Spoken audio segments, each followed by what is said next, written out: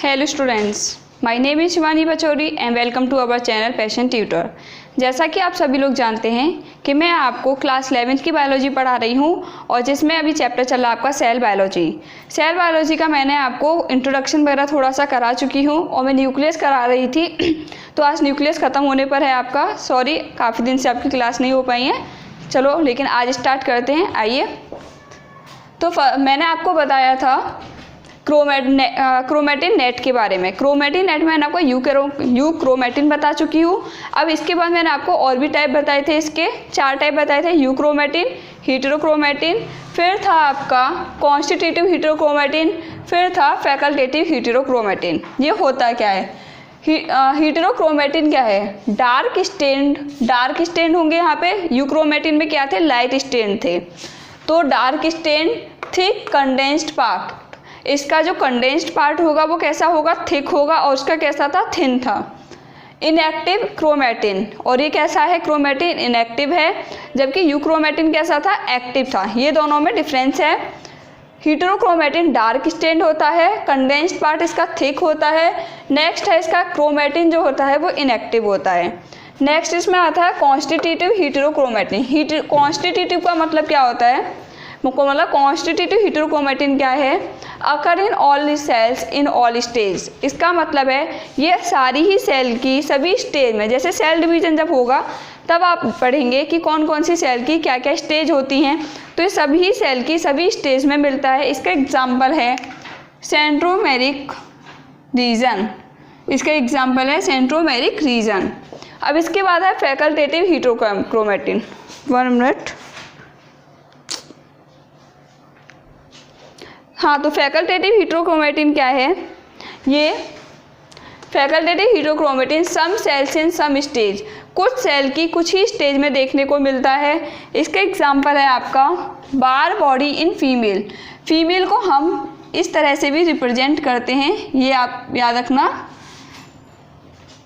तो ये किस में होता है? कुछ सेल्स में होता है। किसकी?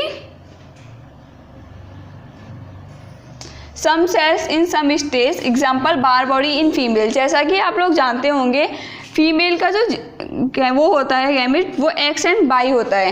एक्स एंड वाई होता है। तो एक्स एंड वाई, अगर इसमें एक्स्ट्रा एक और एक्स आ जाता है तो ये हो जाएगी इसकी बार बॉडी।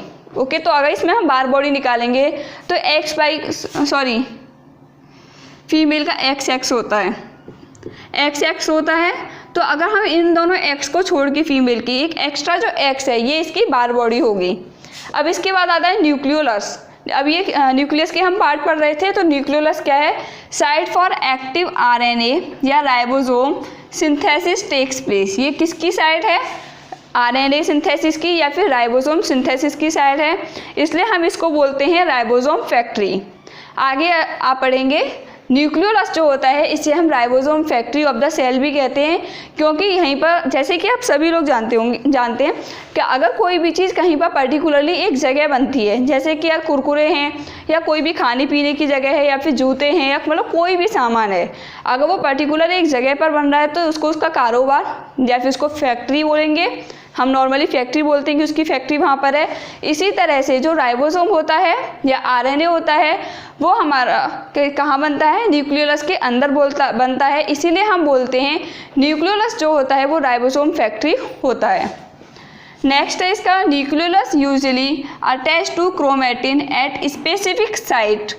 न्यूक्लियोलस जो होता है क्रोमेटिन के एक स्पेसिफिक साइट पर अटैच होता है, जिसे हम बोलते हैं एनओआर रीजन।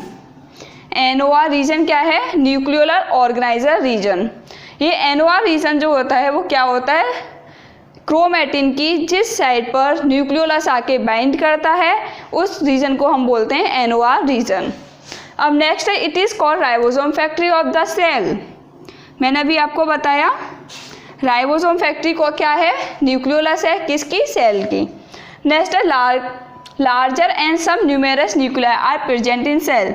कुछ सेल्स में जो न्यूक्लियाई प्रेजेंट होते हैं वो लार्ज होते हैं या फिर ज़्यादा नंबर में प्रेजेंट होते हैं, तो उसकी जो एक्टिविटी कैरी करता है उसे बोलते हैं प्रोटीन सिंथेसिस। क्या बोलते हैं, प्रोटीन सिंथेसिस। तो अगर यहाँ पे क्या है आपका राइबोसोम फैक्ट्री है, अगर यहाँ पर राइबोसोम बन रहा है तो राइबोसोम आरएनए के बाद हमारा क्या बनता है, प्रोटीन बनता है। तो प्रोटीन की सिंथेसिस को हम क्या बोलते हैं, ट्रांसलेशन।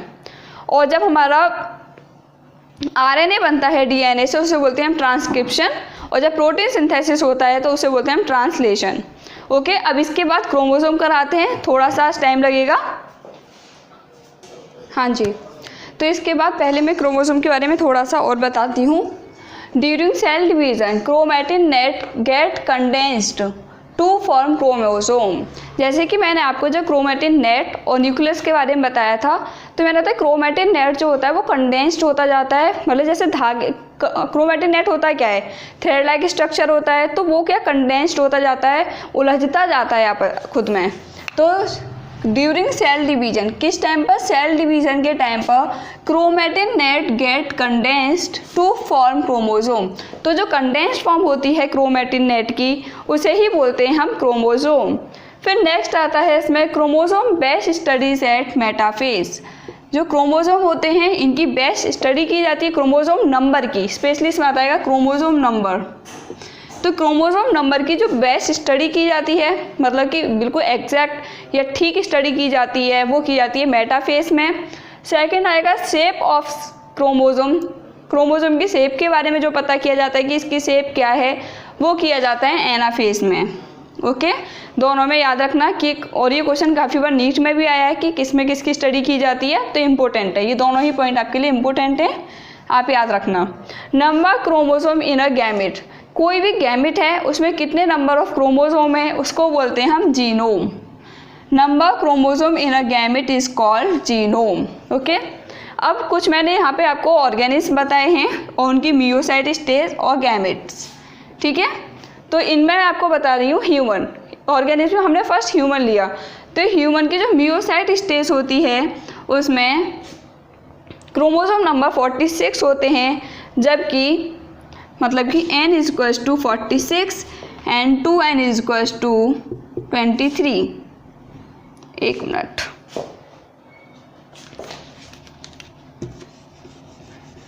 इसको आप डायरेक्टली ऐसे ही याद कर लो बहुत। तो ह्यूमन जो होते हैं उनकी मियोसाइट स्टेज में क्रोमोसोम नंबर 46 होते हैं, जबकि गैमेट 23 होते हैं। फिर इसके बाद आता है हाउस फ्लाई। हाउस फ्लाई में मियोसाइट स्टेज में 12 होते हैं और गैमेट 6 होते हैं। फिर आता है आपका रैट।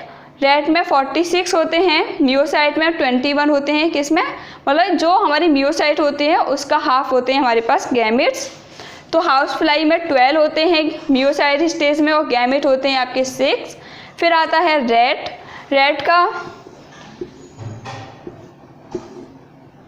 रैट में होते हैं 42 मियोसाइट स्टेज में और गैमेट होते हैं 21। डॉग में होते हैं 78 और गैमेट्स होते हैं 39। फिर आता है फ्रूट फ्लाई। ये इंपॉर्टेंट काफ़ी बार पूछा गया है, नीट में भी पूछा है, तो याद रखना। फ्रूट फ्लाई में होते हैं 8 मियोसाइट स्टेज में, जबकि गैमेट होते हैं 4।